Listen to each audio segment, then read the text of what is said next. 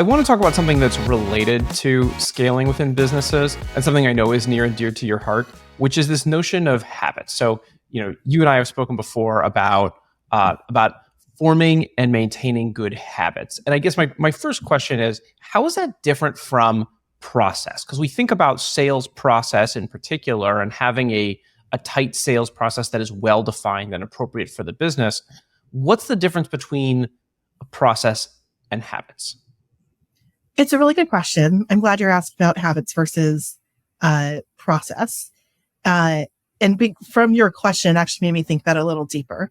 I think the reason I called this concept habits you develop is because I want to make sure that it is extrapolated beyond just sales, right? So I think in a sales culture, those habits generally come in the form of inspection, pipeline inspection.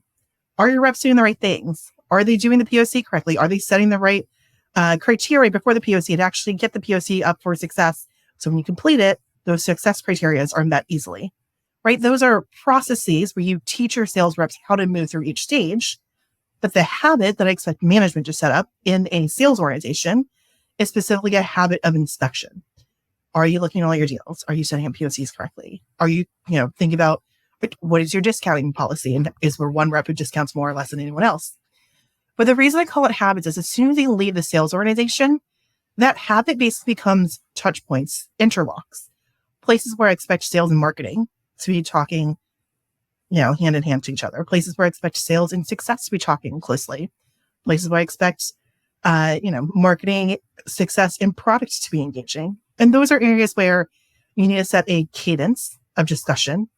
That agenda should be set and defined very well as then holding people accountable to present their information, right? I think very commonly you think about marketing running different hypotheses and different campaigns to change what kind of pipe gen they generate for sales. Is sales holding marketing accountable to that? Have you seen the results? Is it qualitative? Is it quantitative? What changes has happened?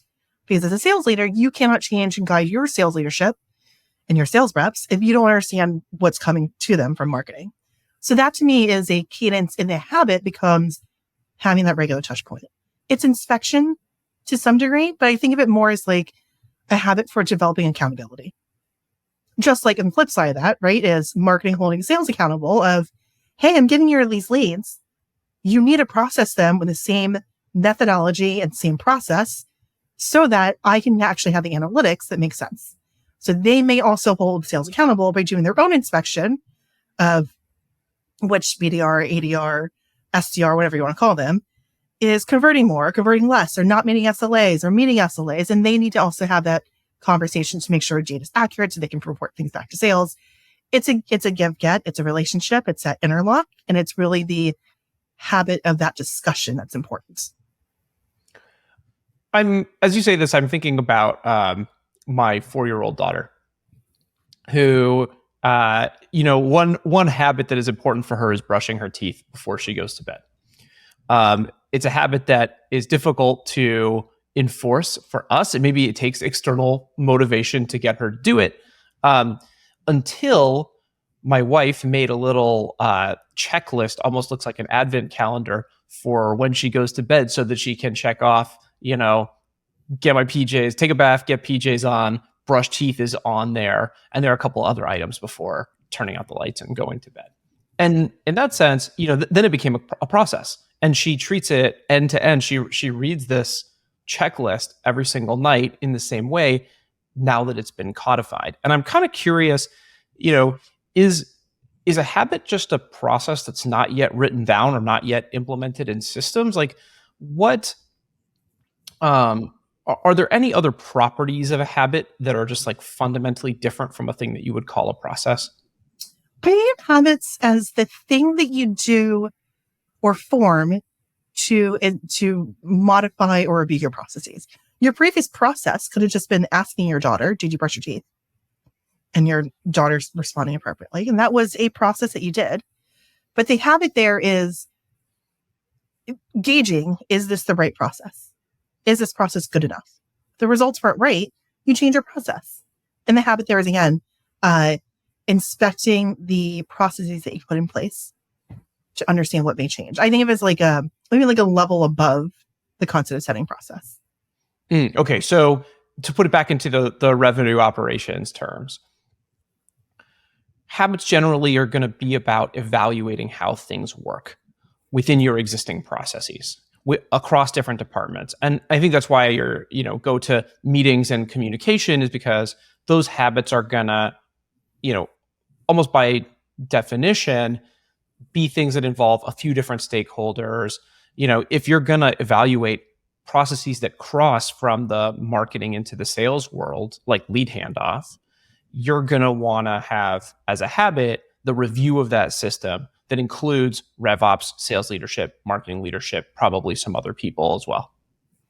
That is a great summary. So let's then dive into how you think about building habits. You're at Ngrok right now. It's relatively small. How are you instilling good habits in the organization relative to whatever it was like when you got there? Sure. If we define habits as places you want to understand how things function, the first thing I do is build a process how things function, right? And I often find the easiest way for me, at least, to surface where we need to develop habits for inspection is when you get to that next level of the Maslow's hierarchy of trying to understand analytics and strategy. So for instance, we literally had this conversation around if we really wanted to find our ICP, our ideal customer profile, we wanted to find what companies we want to go after, the firmographic, technographic information, we need to make sure we capture data correctly. Okay, so if I want to do the analytics correctly, I need to make sure that data is getting captured correctly. What is the process to put that data in order? So the people who are involved end up including the people whose strategy or analytics is dependent on this information. And therefore, those people have a seat at the table to help understand, their job is to understand the existing documentation, show why it's important because, it impacts our strategy and analytics. And therefore, that's the why does it matter? What's in it for you, person who has to change their behaviors? Because I will give you, sales rep, better leads if you help me track what information is there, and then develop guidelines with dialogue and conversation on what that process needs to change to be, right? I think that person who makes the ultimate decision ends up being the person who's responsible for the analytics, but the person who's actually performing that change in process also needs to make sure that they are agreed upon and signed off on that same process too.